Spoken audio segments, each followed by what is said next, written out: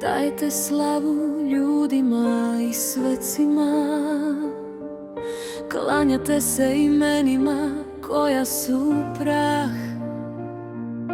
Tražite posrednike tamo gde je krst, a živi Bog stoji po strani.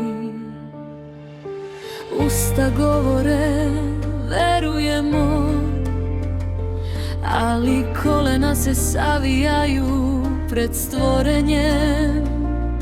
Ruke pune religije i tradicije, ali srce daleko od istine. Ja sam Gospod, to je ime moje, slave svoje ne dajem drugome, ni hvale svoje likovima rezanim.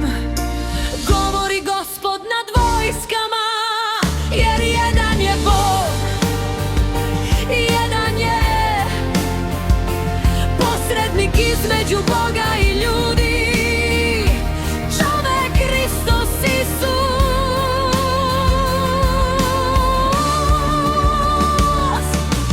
Ko vas je naučio da delite presto? Ko vam je rekao da ima više puteva?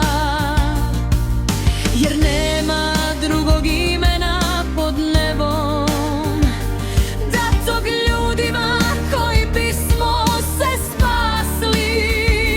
Ja sam put, istina i život, niko ne dolazi Otcu osim kroz mene, a vi ste put podelili i istinu razvodnili.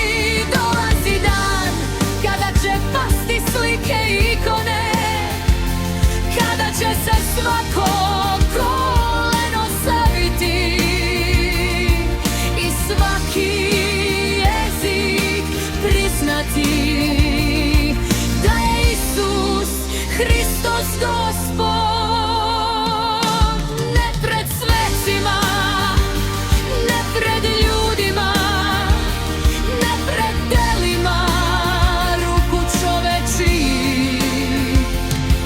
Ne dajem slavu drugome, govori Gospod. Pokajte se i vratite se meni, jer sud počinje od doma Božjeg i vreme više ne čeka.